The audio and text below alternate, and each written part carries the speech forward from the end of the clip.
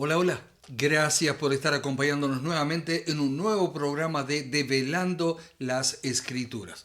Y hablando de escrituras, ya tienes tu Biblia allí para poder empezar a escudriñar su palabra juntos en este programa que va a estar muy, pero muy espectacular, que estamos viendo el tema de Daniel y Apocalipsis. ¿Así es, Alba? Así es, Daniel Apocalipsis y Daniel. Estamos ni más ni menos que en el capítulo 10 del libro de Apocalipsis, si ya querés ir buscando eso.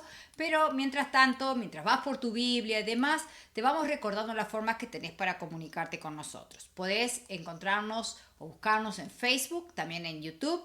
Para ello te vas a nuestras voces en el desierto. Cuando estás allí, obviamente, ya que estás, dale like, dale me gusta, compartir, share, para que muchas, como siempre decimos, muchas más personas puedan también tener acceso a toda esta información que se está volcando. No Así seamos es. egoístas, compartamos. Si estás en YouTube, bueno, dale clic a la campanita. Pedimos que te suscribas, es completamente gratis. De esa forma, inmediatamente que subimos un video, YouTube te avisa, al instante te avisa de que ese video ya está al aire. La otra cosa que también es importante es que recuerdes que hay un número telefónico que es el +1 801 499 1334 que funciona tanto para WhatsApp como para Telegram. También nuestro correo electrónico que es nbdesierto@gmail.com.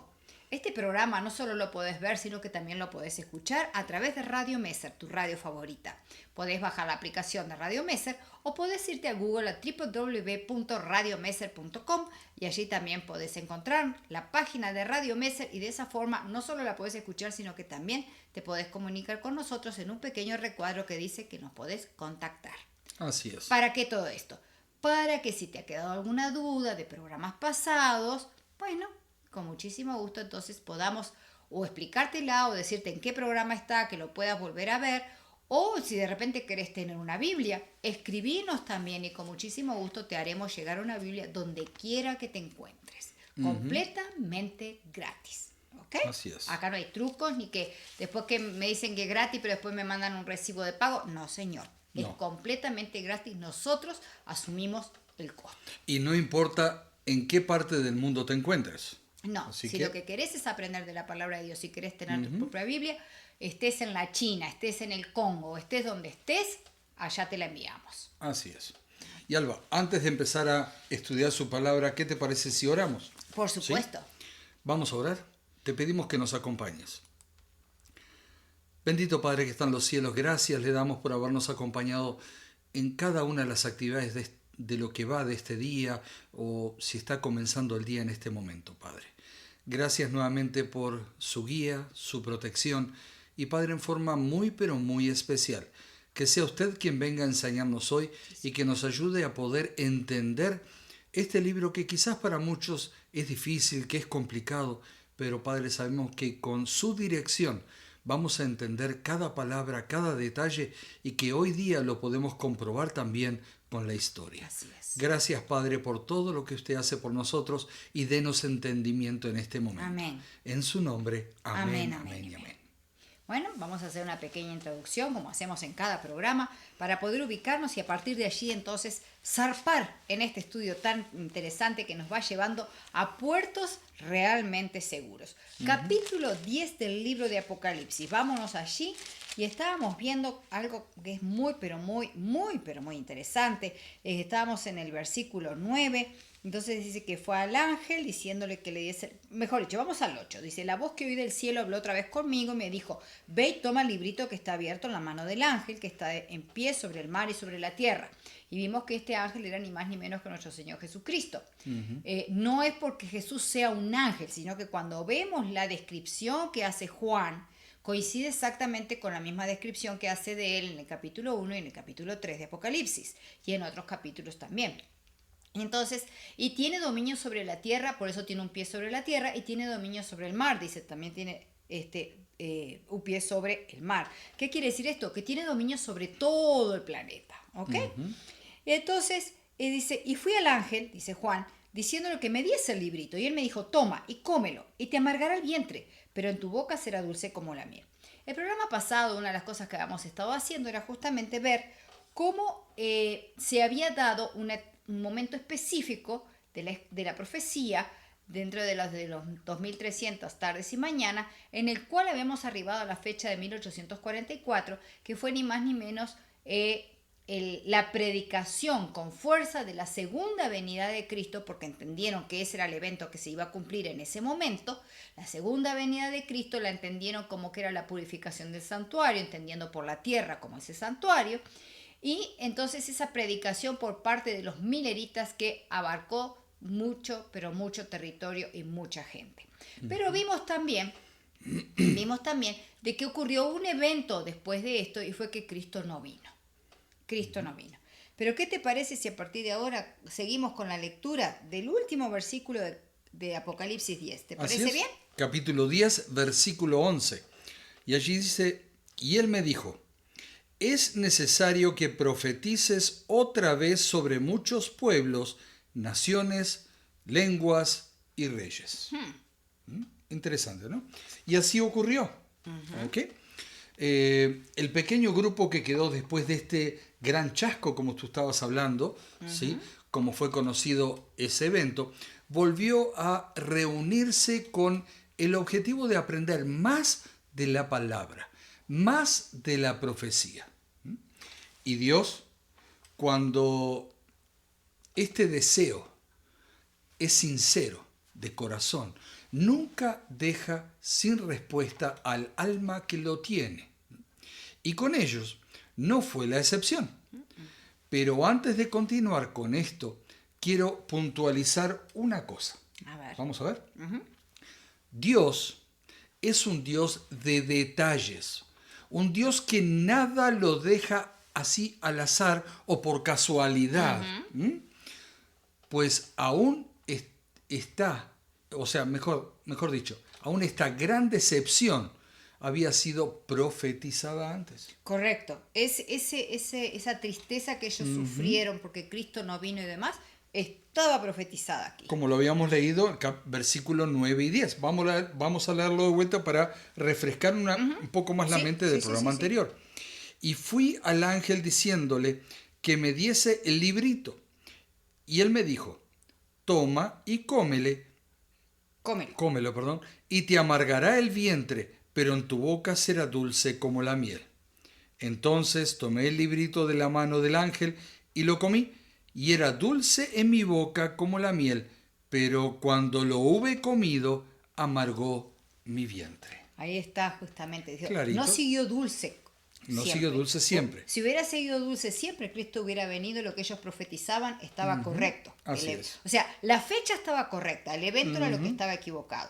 Pero sin embargo, la noticia, lo maravilloso de dar a conocer que Cristo está viniendo, que era lo dulce como la miel, al haber ese chasco, a que Cristo no vino a la medianoche del 22 de octubre de 1844, obviamente se tornó en una tristeza, en una amargura. Y era lo mismo que estaba diciendo aquí. Ahora, fíjate qué Dios maravilloso, porque ¿cuánto tiempo antes esto fue profetizado? Ya estamos hablando del siglo XIX. Y estos eventos de Apocalipsis fueron escritos en los primeros siglos. En los primeros siglos, así es. O sea, y es impresionante cómo Dios tiene el control de todo. Por supuesto, y anuncia, es el anuncio de un evento que alegraría el corazón de las personas, pero también que después sería amargo. ¿Y sí? Y la historia vuelve a comprobar esto. Con Dios, como dijimos, nada queda librado a la casualidad. Es un Dios de orden. Pero vamos a volver un poco a la historia. Como decíamos, el pequeño grupo volvió a estudiar y así fue como llegaron, ahora sí, a la interpretación correcta. Dios les mostró que el gran evento era la purificación del santuario, pero no el terrenal, sino, como dijimos, sino que había, sino el celestial, aquel de que habla el libro de Hebreos. Correcto. Hasta aquí, como que la idea del santuario celestial no había sido manejada. Hasta ahora no. Digo, en el mundo cristiano prácticamente la idea del santuario estaba pasando muy soslayadamente, se estaba yendo y solo se contemplaba el santuario solo aquel que levantó Moisés, nada más. Así o sea, es. se lo leía, se veía la interpretación que tenía ahí, leía la historia, se veía el simbolismo, todo lo demás, pero no se recordaban de que ese que había levantado Moisés era copia del que estaba en el cielo. Copia del que estaba en el cielo. Y Así que es. todo lo que el Señor estaba enseñando a través de ese que estaba en la tierra era porque había que aprender lo que estaba pasando en el cielo. Así es. Y ahora el Señor entonces como que está levantando este grupo para que se vuelva a prestar atención al santuario. Así es. Y así es como el Señor tuvo entonces que traer a la mente y estudio de ellos este tema tan importante como es el santuario celestial y las funciones que cumple. ¿Escucharon bien? Y las funciones que cumple y los acontecimientos que se dieron. Y se dan en cada una de sus partes. Exacto, porque recordemos que a grandes rasgos podíamos decir que el santuario tenía tres partes: el patio o atrio, el Así lugar es. santo y el lugar Y santísimo. el lugar santísimo. Ahora, Así si es. nosotros vamos al celestial, encontramos que no hay un patio, porque el patio es la tierra, Así es. pero sí está el lugar santo y el santísimo. Y Así en es. este momento se está dando un evento muy importante del Santísimo, pero no vamos a decir mucho. Sí, vamos, porque eso va para más adelante. Sí, sí, Así sí, es. Sabemos que entonces desde 1844 Cristo entró en lo que se conoce como el lugar santísimo del mismo. Recuerden, cuando en unos programas atrás hablábamos de una puerta que se abría y que nadie podía cerrar, ¿recordamos Sí, eso? sí. Y si no, ve a programas anteriores que los puedes encontrar más fácil allí en YouTube y vas a encontrar ese programa que hablamos con respecto a eso. Pero volvamos a leer su palabra, la escritura. Y el pasaje se encuentra en Apocalipsis capítulo 3, Apocalipsis capítulo 3, versículo 7. ¿Puedes leerlo, Alba, Sí. por favor? Dice: escribe al ángel de la iglesia de Filadelfia. Esto dice el santo, el verdadero, el que tiene la llave de David, el que abre y ninguno cierra, cierra y ninguno abre. Así es. Si quieres, puedes... Perdón, voy a leer el 8 también, porque aquí está lo que tú hacías mención de esa puerta. Que dice: yo conozco tus obras, he aquí puesto delante de ti una puerta abierta, la cual nadie puede cerrar, porque aunque tienes poca fuerza, has guardado mi palabra y no has negado mi nombre. Ahí Así está es. esa puerta abierta que nadie puede cerrar. Así es. Y allí explicábamos, que también lo hablábamos en ese programa anterior, que justamente la puerta que se abría era la que se encontraba entre el lugar santo y el lugar santísimo. Correcto. Imagínense lo impresionante del descubrimiento al cual se están adentrando. Igual ocurre con nosotros. La verdad del santuario tristemente ha sido abandonada por la gran mayoría del mundo cristiano.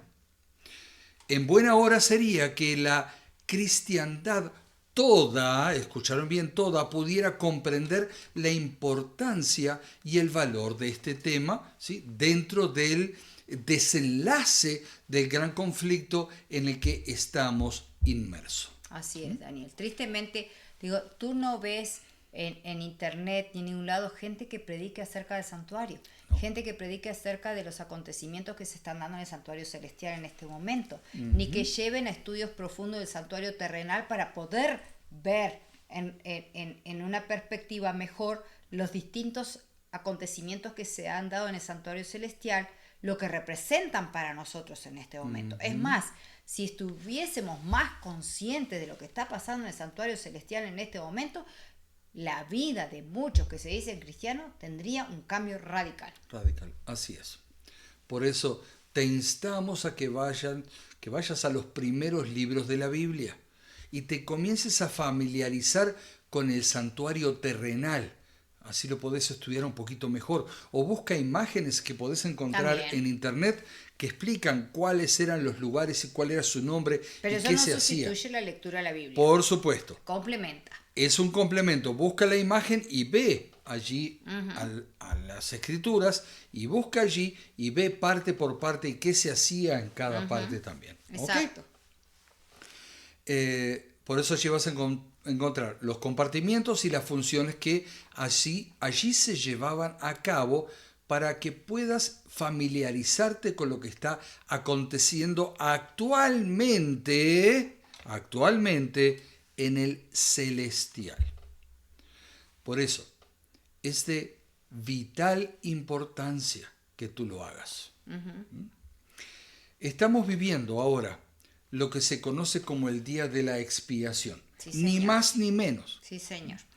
Y en el antiguo santuario, el día de la expiación era un solo día al año, uh-huh. Y aquel que no había recibido el perdón de sus pecados, porque no había confesado los mismos, no había pedido, por ejemplo, también por arrepentimiento de corazón, y no había cumplido con la ofrenda que se pedía, que era un cordero al cual debían matar por su culpa. Uh-huh. Obviamente, esto simbolizando al sacrificio de Cristo en la cruz. Exacto. Que quede eso también muy en claro.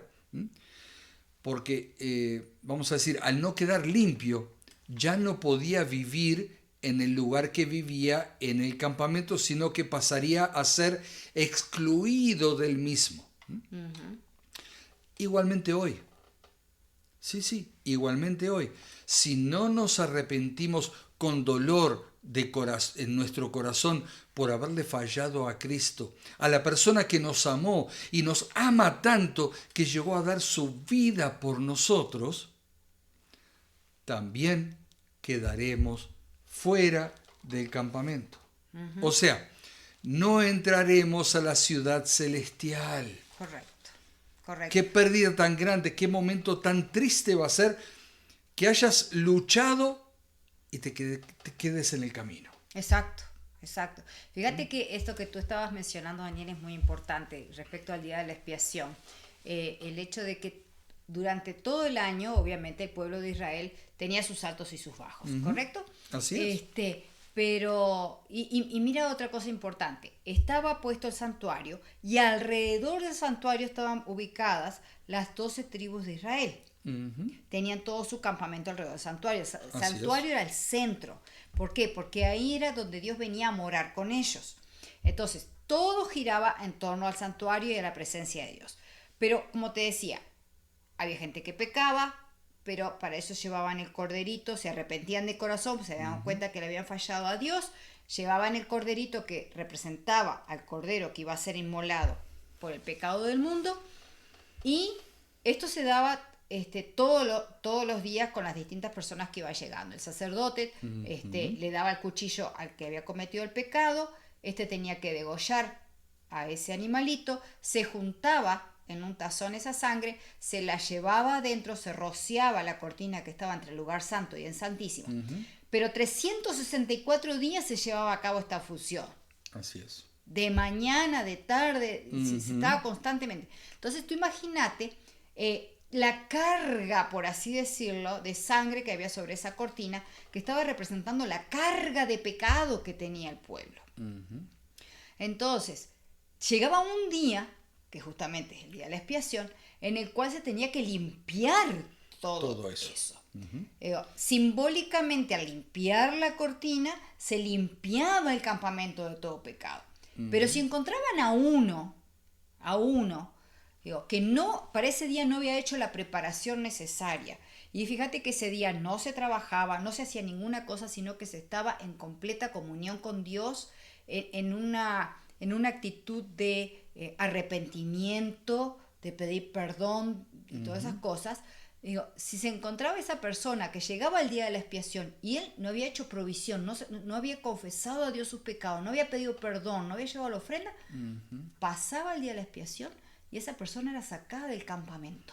Así es. Era excluida. Ahora vos imagínate, se te alejaba de la familia, se te alejaba de absolutamente todo. Más todos los peligros que involucraba eso. Vivir fuera del campamento, exactamente. Uh-huh. Entonces, ahí tu vida pasaba a estar en peligro, uh-huh. completamente. Corrías riesgo de muerte. Lo mismo pasa con nosotros. Hoy es el día de la expiación. Estamos viviendo en el tiempo del día de la expiación. Uh-huh. A diferencia de que no es un día de 24 horas, sino que es un periodo más largo hasta que Cristo venga.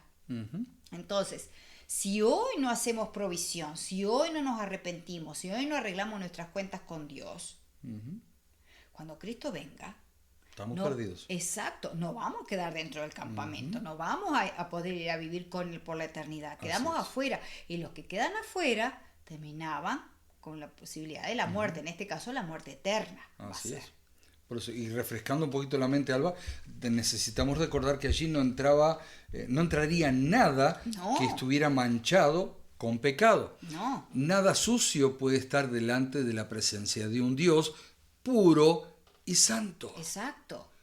Y eso significa que hoy hemos de aprovechar el tiempo que aún nos está siendo concedido. Así es. Para que nos entreguemos completamente al Señor y pedir que nos limpie de toda nuestra inmundicia y nos dé un corazón nuevo. Amén. Qué hermoso. Amén. Pero vamos a seguir leyendo la palabra de Dios. Veamos lo que dice al respecto. Isaías capítulo 1, versículo 18. Allí Isaías en el Antiguo Testamento. Capítulo 1, versículo 18. ¿Qué?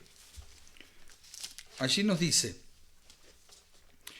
Venid luego, dice Jehová, y estemos a cuenta. Si vuestros pecados fueren como la grana, como la nieve, serán emblanquecidos.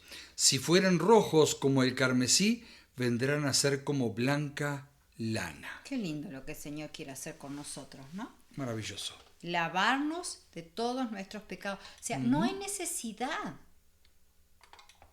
Así es. No hay necesidad de seguir en pecado. Y quizás algunos se está preguntando por qué traemos este pasaje ahora, en este momento, de qué tiene que ver con todo lo que venimos diciendo.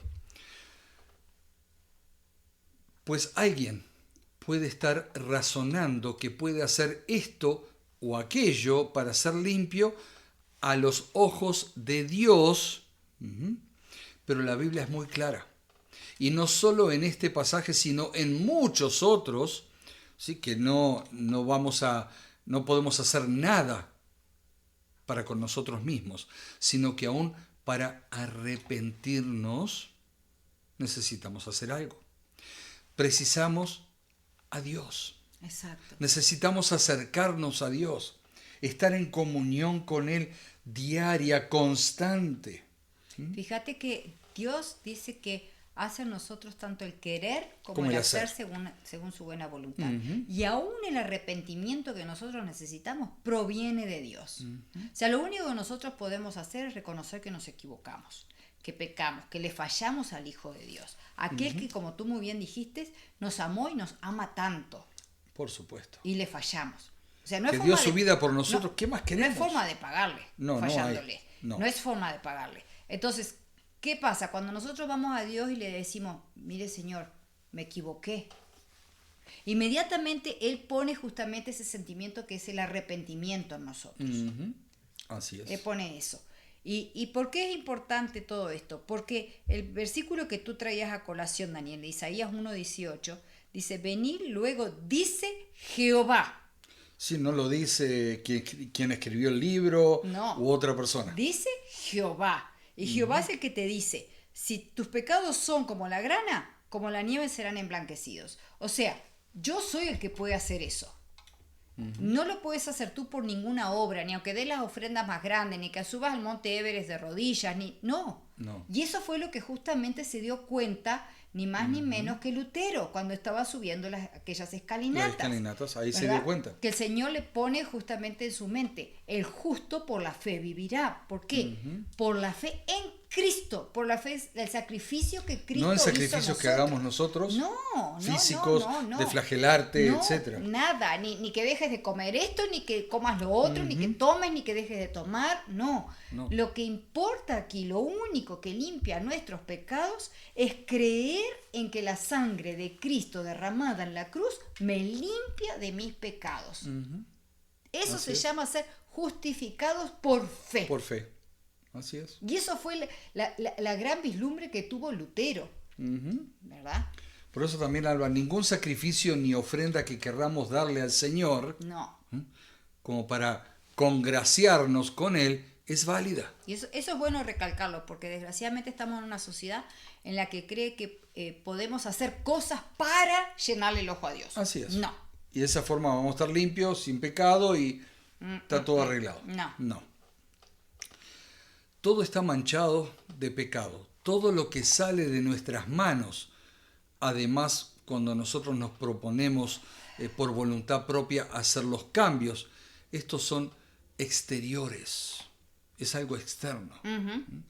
Cuando lo que realmente necesitamos es un cambio interno de nuestra mente, nuestro corazón. Exacto. Por eso la Biblia dice que lo único que Dios nos pide es nuestro corazón. Dios es el único capaz de transformarlo. No hay otro, Dios es el único. Al igual que aquel grupo, hemos de entregar nuestra vida completamente en las manos de Dios para ser transformados y enseñados. Muy bien. Necesitamos hacer un cambio total en nuestra Exacto. vida. Necesitamos entregar nuestro corazón a Él. ¿Y cómo se logra, Alba? En comunicación directa con Él diaria, constante. Exacto. Y esto, ahí estás diciendo otra cosa interesante, y es que esa entrega tiene que ser diaria. Diaria. Así Todos los días hemos de renovar nuestro pacto, nuestra unión con el Señor, nuestra comunión con el Señor. No porque hoy todo fue bien, no porque hoy le pedí perdón, no porque hoy Él me perdonó, porque esa es la otra cosa, entendamos que Dios te perdona inmediatamente, no porque Dios me aceptó, etcétera, etcétera, ya ahora estoy caminando un camino que no caigo más. No, en pensamiento o en acción o por omisión podés caer inmediatamente. Entonces, constantemente tenemos que estar pidiendo al Espíritu Santo de que nos vaya mostrando el camino, pero también constantemente tenemos que pedir de que nos vaya ayudando a no caer, a no ceder a la tentación, y si hemos caído, inmediatamente caer de rodillas ante Dios y pedirle el perdón y que nos restaure otra vez para seguir caminando de su mano. Así es. Es como un niñito chiquito. Un niño chiquito que está caminando y que va dando sus pasitos y eso. Se cae. El padre no lo deja tirado. No, va y lo levanta. Exacto. Dios hace lo mismo con nosotros. Y te lleva de la mano. Te lleva de la mano. Lo que pasa es que a veces también, como los niños chicos, nosotros somos tercos y creemos que sabemos por dónde tenemos que caminar. Entonces le decimos, como le sacamos la mano. Yo no sé si alguna vez te pasó de ver esos niños que forcejean con los padres hasta que parece que las manos se les desliza de la mano del padre. Así es. Así somos nosotros con las manos de Dios. Exactamente igual. Somos iguales. Queremos escabullirnos, escaparnos de la presencia de Él, porque queremos hacer nuestra vida, tomar nuestras propias decisiones, cuando quien nos ayuda a tomar las decisiones correctas es nuestro Dios. Pero Alba, estamos ya en el final del tiempo. Se nos dio para... Analizamos solamente un versículo y todavía queda, porque había algo más que quería comentar con respecto a Apocalipsis capítulo 10, versículo 11, pero lo vamos a dejar para el próximo programa. Quizás alguno dice, ay no, quiero que siga. El tiempo es muy importante también, y programas muy largos también. A veces nos cuesta razonar todo lo que se dijo, y es bueno ir de a poquito para que quede bien grabado en nuestra mente y entender.